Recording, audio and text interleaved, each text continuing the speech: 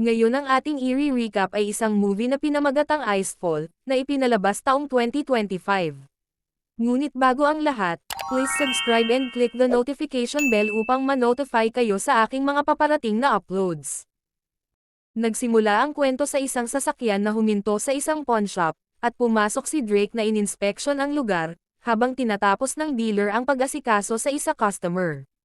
Pagkaalis ng lalaki, iniabot ni Drake ang isang bagay para masuri, ngunit bigla itong sumabog na agad ikinamatay ng dealer. Sumugod papasok ang iba pang miyembro ng grupo, habang kinuha ni Sirena ang isang card at binuksan ang pinto patungo sa underground basement. Mabilis silang pumasok at nakasagupa ang mga armadong gwardya, ngunit madali silang nalipol ng grupo.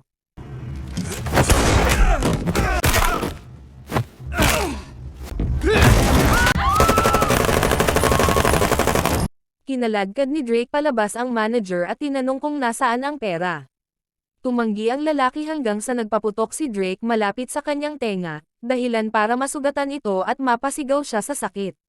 Sa wakas ay sumuko ang manager, at dinala sila sa isang locker na may nakatagong sikretong pasukan. Sa loob ng silid na iyon ay may mga tambak na pera. Oh. You're so gonna regret. Binaril ni Drake ang manager, at pagkatapos ay tinutukan ang mga natitirang manggagawa, ngunit namagitan si Penn para pigilan siya. Gayunpaman, pagkaalis ni Penn ay naghagis si Drake ng bomba sa loob ng silid at nilock ang pinto, kaya napatay ng pagsabog ang lahat ng nasa loob. Nagtipon ang grupo sa labas, habang hinihintay ang kanilang leader na si Rhodes. Pagdating ni Rhodes, sinabihan niya ang kanyang mga tauhan na magtago muna, at nagset ng araw para muling magkita upang paghatian ang pera. Inutusan niya ang piloto na ilipat ang pera, at palihim na naglagay ng tracker sa loob ng isa sa mga briefcase, bago ito ikarga sa eroplano. Isang malakas na bagyo ang tumama habang nasa biyahe, dahilan para masunog ang eroplano at bumagsak sa yelo.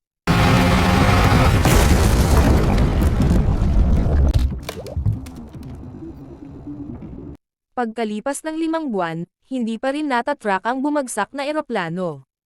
Samantala, si Harlan na namumuhay sa kalapit na lugar, ay nagising at tiningnan ang larawan ng kanyang asawa, bago nagpainit sa tabi ng apoy at kumain. Lumabas siya para tingnan ang kanyang mga bitag ng isda, at napansin ang isang kamay na nanigas sa yelo. Binasag niya ang ibabaw at natagpuan ang isang patay na lalaki, kasama ang isa pang butas na naglalaman ng briefcase. Kinuha niya ang briefcase at binuksan, nakita ang mga tambak ng pera sa loob, at kalaunan ay natuklasan ang bumagsak na eroplano sa ilalim ng tubig. Samantala, ang warden ng lugar na si Annie, ay makikitang naghahanda para sa trabaho. Sinabihan niya ang kanyang ina na alagaan ang kanyang nilalagnat na anak, bago sumakay sa kanyang truck at umalis. Nakita niya si Sheriff Raleigh, na nagpakilala sa kanya sa mga lalaking nagplano ng isang paglalakbay sa lugar. Binalaan sila ni Annie na ang yelo ay malapit ng matunaw, ngunit ayaw papapigil ng mga lalaki, dahilan para harangan niya ang kanilang sasakyan gamit ang isang wheel clamp upang hindi sila makaalis. Nagalit ang mga lalaki, hanggang sa pinakalma sila ni Raleigh, ipinaalala sa kanila na ginagawa lamang ni Annie ang kanyang trabaho upang mapanatili silang ligtas. Sa ibang dako, si Penn na ngayon ay isa ng pastor ay nangangaral sa simbahan, nang mapansin niya si Drake na nakatayo sa may pintuan. Pagkatapos ng misa, nilapitan siya ni Drake at ipinaliwanag na natunton nila sa rehiyong ito, ang briefcase na naglalaman ng pera na aabot sa $20 million. Kailangan nila si Penn, dahil isa siyang katutubo na mas nakakaintindi sa sitwasyon ng yelo kaysa sinuman. Pinagbantaan siya ni Drake, habang nagpakita sina Sirena at Elise, at atubiling sumunod si Penn kay Drake papunta sa kotse.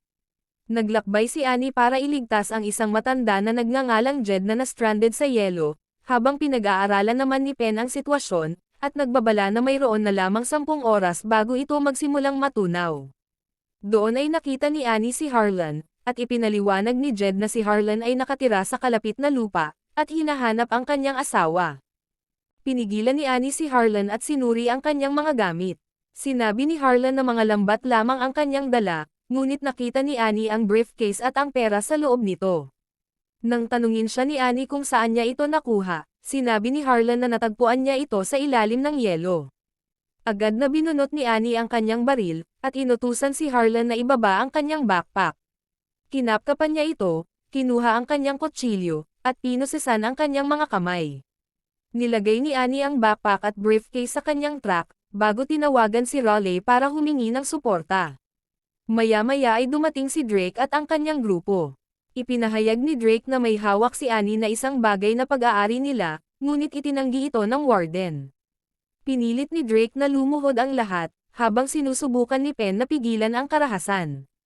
Sinabihan ni Drake si Penn na halughugin ang truck, at natagpuan ni Penn ang briefcase, ngunit nag-iisa lang ito.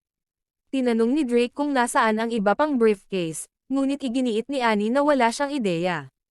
Itinapat ni Drake ang baril sa tenga ni Annie, ngunit tumayo si Harlan at inatake si Drake. Tumayo si Drake at itinutok ang kanyang baril kay Harlan, ngunit nagpaputok si Jed, na nagdulot ng shootout. Sumugod si Annie sa kanyang truck, ngunit pinaputukan siya ni Serena. Binaril ni Serena ang matanda hanggang sa mamatay ito, habang sinusubukan ni Annie na magmaneho at umalis, ngunit naipit ang truck. Tumulong si Harlan na tanggalin ang kawit, at mabilis na nagpatakbo si Annie habang umakyat si Harlan sa likuran. Tumalon din si Serena sa likuran ng truck at nakipaglaban kay Harlan, hanggang sa itinulak siya ni Harlan gamit ang briefcase, dahilan para matapon ang briefcase sa tubig at kumalat ang pera sa ilalim.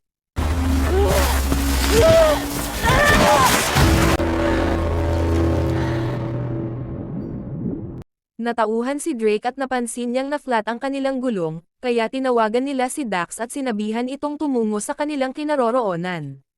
Tinanong ni Annie si Harlan kung may kinalaman siya sa grupo, ngunit ibinunyag lamang ni Harlan na nakakita siya ng eroplano sa ilalim ng yelo.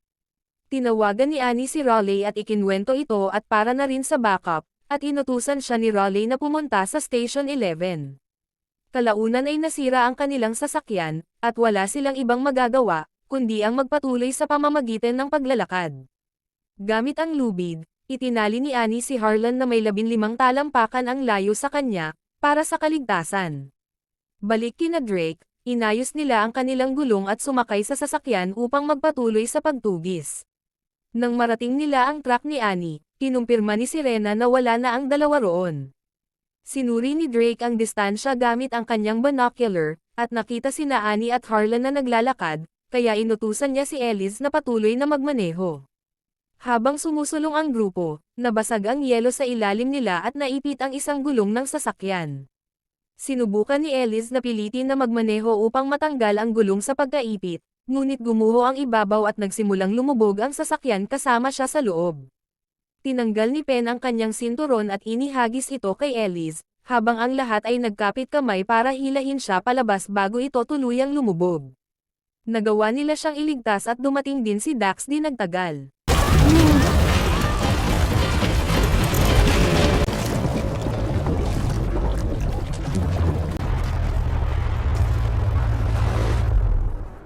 Sumakay silang lahat sa truck, habang si Dax ay sumakay sa snowmobile para magpatuloy. Naubusan ng bala si Annie at muntik nang madulas sa nabasag na mga yelo. Sinabi sa kanya ni Harlan na kailangan nilang pumunta sa kanyang lugar. Tumakbo sila habang ang yelo ay nahahati sa ilalim ng kanilang mga paa, bumabagsak at tumataas hanggang sa makarating sila sa matibay na lupa. Sa kanyang lugar, naglabas si Harlan ng pana, at iniabot ito kay Annie. Tinipon niya ang kanyang mga patibong at lumabas para ilagay ang mga ito. Nakita ito ni Dax mula sa malayo, at nagmadaling nagmaneho papunta sa kanila. Mabilis na tinapos ni na Harlan at Annie ang paglalagay ng mga patibong. Pinaputukan sila ni Dax, ngunit tumama ang kanyang snowmobile sa patibong dahilan upang tumilapon siya, habang muntik nang bumangga ang snowmobile kay Harlan. Sinubukan ni Dax na abutin ang kanyang baril, ngunit binaril siya ni Harlan sa binti gamit ang pana. Kahit nasugatan, nagawa ni Dax na agawin ang sandata, at nagkaroon ng away sa pagitan ng dalawa, kung saan idiniin ni Dax ang leeg ni Harlan sa lupa. Hinugot ni Harlan ang palaso mula sa binti ni Dax at muling sinaksak ito, na nagpasigaw sa kanya. Nabasag ang yelo sa ilalim nila at nahulog si Harlan sa nagyayelong tubig. Kinuha ni Dax ang kanyang baril at binaril ang tubig, sinusubukang matamaan siya. Gayunpaman, si Harlan ay lumangoy sa ilalim ng tubig at lumabas sa kabilang panig, at sinaksak si Dax sa paa. Lumingon si Dax para barilin si Harlan, ngunit nagawa ni Annie na ilagay sa ulo ni Dax ang bitag na ginamit nila kanina, na nagpabagsak kay Dax. Hinila ni Annie si Harlan mula sa tubig at tinulungan siyang tumayo, bago sila pumasok sa mas malalim na bahagi ng kagubatan. Hindi nagtagal ay dumating si Drake at ang kanyang grupo, at natagpo ang patay na si Dax.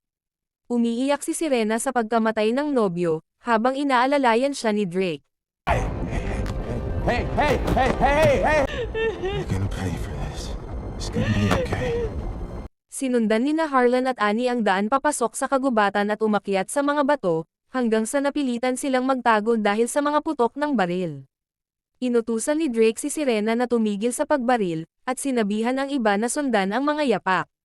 Lumusong sina Annie at Harlan sa isang batis upang itago ang kanilang mga bakas, ngunit napagtanto ni Penn ang kanilang ginawa at sinundan ang kanilang pagdalaw sa tubig. Lumabas ang dalawa sa kabilang panig, at tinakpan ni Annie ang kanilang mga bakas, gamit ang isang sanga ng puno. Naghanda si Penn na ipagpatuloy ang paghabol, ngunit tumigil nang makilala niya ang paligid bilang isang sagradong lugar ng pangangaso. Hindi pinansin ng iba ang kanyang babala, at kinutsyapa siya ni Serena habang sumusulong ito. Hindi nagtagal ay nahulog si Serena, at natusok ang kanyang paa sa isang patibong. Sumigaw siya sa sakit at nanghingi ng tulong, habang hinihila siya ng grupo para mapalaya mula roon. Dahil sa insidenteng ito, tuluyang nakatakas sina Annie at Harlan mula sa pagtugis ng mga kriminal. Pumasok sila sa isang kuweba, at nakahanap ng pahingahan. Sa di kalayuan, natagpuan ng grupo ni Drake ang isang abandonadong bahay, at binuksan nila ito at pumasok sa loob. Tinanggal ni Drake ang sapatos at medyas ni Serena, upang suriin ang kanyang natamong sugat. Pagbalik sa kuweba, pinainit ni Annie si Harlan, habang nagkukwento ang lalaki tungkol sa kanyang asawa, ipinaliwanag na patay na ito. Samantala, dumating si Rhodes sa abandonadong bahay, na sinalubong nina Ellis at Penn. Naupo silang lahat, habang nagkukwento si Rhodes tungkol sa kung paano naging pamilya ang grupo. Bumalik siya sa kwento tungkol sa kung paano niya natagpuan si Ellis sa kalye, at tinuruan ng lahat para sa trabaho sa grupo. Maya-maya ay naglabas siya ng panyo at ipinakita ang 3 putol na daliri, na kalaunan ay ibinunyag na mga daliri iyon ng kaibigan ni Ellis, at ibinunyag na nalaman niyang ang pagpunta roon ni Ellis ay para nakawin ang mga briefcase para sa kanyang sarili. Natarante si Ellis habang tumayo si Rhodes at lumapit sa kanya, at paulit-ulit siyang sinaksak bago bumalik sa kanyang upuan. Sumugod si Penn kay Ellis, ngunit namatay ito pagkalipas ng ilang sandali. Nanatiling gising si Annie sa gabi at patuloy na nagmamasid, habang natutulog si Harlan. Bago magbukang liwayway, muli silang naglakbay hanggang sa nakasalubong nila si Oz, na tumawag kay Annie para makausap siya. You stay here. Tinanong ni Harlan kung ano ang nangyayari, at ipinaliwanag ni Annie na hinahabol siya ni Oz, dahil kinuha ni Harlan ang pamangkin nito na si Mia, na siyang asawa ni Harlan, at nilinlang sa paggamit ng droga hanggang sa mamatay ito. Nagsimulang magalit si Harlan at nangatwiran, ngunit sinabihan siya ni Annie na tumigil, at ipinaliwanag kay Oz na hinahabol sila ng mga kriminal at nangangailangan ng tulong. Dagdag pa niya, si Harlan ay ang kanyang bilanggo. Nagbabala si Oz na kapag natapos na ang lahat, babalikan niya si Harlan, ngunit sa ngayon ay pumayag siyang tulungan ang dalawa. Nang makarating sina Annie at Harlan sa silungan ni Oz, sinabi ni Annie na papunta na si Raleigh para sunduin sila. Pinuntahan ni Harlan ang matanda, at ipinaliwanag na may isang eroplanong puno ng pera ang nakulong sa ilalim ng yelo, at hinahanap ito ng grupong humahabol sa kanila. Sinabi niya kay Oz na siya lang ang nakakaalam ng eksaktong lokasyon nito, ngunit wala siyang pakialam sa pera. Inalok ni Harlan ang pera kay Oz at sa kanyang tribo, ipinaliwanag na ginagawa niya ito para kay Mia. Gayunpaman, tinanggihan ni Oz ang ideya na tila binili ni Harlan ang kanyang pagkatao. Sa ibang lugar, kinausap ni Rhodes si Penn, at iginiit ng huli na ang kanyang pananampalataya ay humihingi ng pagsisisi at muling pagsilang, at hindi na niya gusto ang kanyang bahagi ng pera, ngunit tinanggihan ni Rhodes ang ideya. Di nagtagal, dumating si Raleigh sa lugar ni Oz, at sinabi ni Annie sa kanya na kasama niya si Harlan. Ipinagtapat ni Raleigh na may paparating na backup, at muling tinanong ang lokasyon ng eroplano. Nagulat si Annie kung paano nalaman ni Raleigh ang tungkol sa eroplano, gayong hindi naman niya sinabi ito sa kanya. Iginiit ni Raleigh na kailangan niya ang lahat ng impormasyon, pagkatapos ay inamin na kinausap siya ng grupo ng mga kriminal, at inalok ng porsyento ng kabuoang halaga ng pera, kapalit ng pagbigay kay Harlan sa kanila. Sa galit ay itinulak siya ni Annie palayo, ngunit hinugot niya ang kanyang baril, kinuha ang sandata ni Annie, at inutusan sila ni Harlan na sumakay sa kanyang sasakyan. Balik sa grupo ng mga kriminal, naghihintay sila sa pagdating ni Raleigh sa ibabaw ng methane field. Pinigilan ni Penn si Drake sa pagsindi ng sigarilyo, nagbabala na masusunog ang lupa at papatay sa kanilang lahat. Gamit ang binocular, kinumpirma ni Rhodes na sina Annie at Harlan ay nasa loob ng sasakyan ng sheriff. Samantala, habang nagmamaneho, tinanong ni Harlan si Raleigh kung bakit niya balak ibigay ang mga briefcase ng pera sa grupo, sa halip na kunin ang lahat ng ito para sa kanyang sarili. Dahil dito ay nag-atubili si Raleigh, pagkatapos ay pumayag na isaalang-alang ang ideya, at tinanong ang lokasyon ng eroplano. Sinabi ni Harlan na ang tracker ay nasa kanyang backpack na naglalaman ng mga coordinates. Nang abutin ito ni Raleigh sa loob ng bag, ang kanyang kamay ay nabali dahil sa isang bitag. Napasigaw siya sa sakit at nawalan ng kontrol sa manibela, dahilan para dumulas ang sasakyan at bumangga. Nakita ni Rhodes ang pangyayaring ito mula sa malayo, at nagmamadaling pinuntahan ang eksena. Binasag ni Harlan ang bintana at tinulungan si Annie na makalabas. Natauhan si Raleigh at itinutok ang baril sa kanila, bago sumiklab ang putok sa likuran niya. Lumitaw si Rhodes at ang kanyang koponan, dahilan para mapilitan sina Annie at Harlan na magtago sa likod ng nawasak na sasakyan. Ginulo ni Harlan si Sirena at binaril patay, ngunit natamaan din siya sa proseso. Muling nagpaputok si Drake, na lalong ikinasugat ni Harlan. Naghanda si Drake na patayin siya, ngunit pinigilan siya ni Rhodes, dahil siya lang ang nakakaalam ng lokasyon ng eroplano. Lumapit si Rhodes kay Harlan at tinanong ang eksaktong coordinates, ngunit tumanggi si Harlan na ibunyag ito. Dahil dito, inutusan ni Rhodes si Penn na patayin si Annie at pilit dalhin si Harlan sa lokasyon ng eroplano, ngunit tumanggi si Penn at ibinigay kay Rhodes ang baril, sinabihan siyang gawin niya mismo ang pagpatay. Ipinaalala sa kanya ni Rhodes ang kanyang nakaraang karahasan, at sinabing hindi siya papayagan ng kanyang pananampalataya na lumayo dito, ngunit patuloy na umaalis si Penn. Dahil sa naging aksyon na ito ni Penn, binaril siya ni Rhodes. Habang naghahanda si Rhodes na barilin si Annie, ginamit ni Penn ang kanyang natitirang lakas, at sinindihan ang isang lighter, inihagis ito kay Rhodes, at agad na nagliyab ang methane. Mabilis na kumalat ang apoy, at nilamon ang lahat ng nasa daanan nito. Sumigaw si Rhodes nang maabot siya ng apoy, at tuluyan ng bumagsak si Penn at namatay. Tumakbo sina Annie at Harlan habang hinahabol sila ni Drake, hanggang sa kalaunan ay nawala sa paningin ni Harlan si Annie.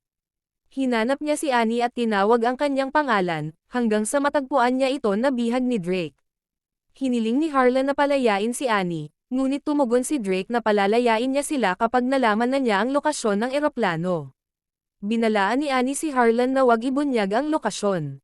Dahil dito, nagpaputok si Drake sa tabi ng kanyang tenga, na nagpaiyak kay Annie sa sakit. Hinila siya ni Drake at naghandang magpaputok muli, ngunit lumaban si Annie. Inihagis siya ni Drake sa tabi habang inaatake siya ni Harlan. Gayunpaman, nadaig si Harlan ni Drake at hiniling muli ang lokasyon ng eroplano. Itinulak ni Annie ang isang tumpok ng mga bangka na nagpatumba kay Drake, at tumakbo ang dalawa. Nagpaputok si Drake habang tumatakas sila sa bukas na lugar at nagtago. Hinagis ni Annie ang isang patpat upang makuha ang atensyon ni Drake. Habang papalapit si Drake sa kanyang posisyon, hinampas siya ni Harlan gamit ang isang sagwan at nabali ito. Naglaban ang dalawa, at nakuhang ibagsak ni Drake si Harlan sa lupa. Tumalon si Annie sa likuran ni Drake, ngunit muling napatapon sa tabi. Itinaas ni Drake ang kanyang baril upang patayin siya, ngunit lumaban si Harlan at hinampas si Drake sa huling pagkakataon. Sinipa siya ni Drake palayo, ngunit hinawakan ni Harlan ang putol na patpat at itinusok ito ng malalim sa leeg ni Drake. Dahil dito ay napaatras si Drake hanggang sa nahulog sa nagyayelong tubig. Kalaunan, Makikitang nilubog ni Harlan ang sarili sa nagyayelong lawa, bilang bahagi ng ritual ng kanyang mga kababayan. Pagkatapos ay pumasok si Harlan sa isang seremonyal na silid at tinawag para simulan ang ritual. Bumalik ang mga alaala ng kanyang asawa, habang kinukumpleto ng mga matatanda ang seremonya. Kinabukasan, nilapitan ni Annie si Oz at tinanong kung ibinigay sa kanya ni Harlan ang ibang pera, dahil nasa 4 million lamang ang narecover ng estado. Gayunpaman, sumagot lamang ang matanda ng isang patulang linya. Lumabas si Annie at nakita si Harlan na kausap ang kanyang anak. Nang makita siya ng anak, tumakbo ito papunta sa kanya, tuwang-tuwa na ipinakita ang ibinigay sa kanya ni Harlan. Binati siya ni Annie, habang tinitingnan ang inilagay ni Harlan sa mga kamay ng anak. At dito nagtapos ang kwento. Hanggang sa muli, maraming salamat sa panonood.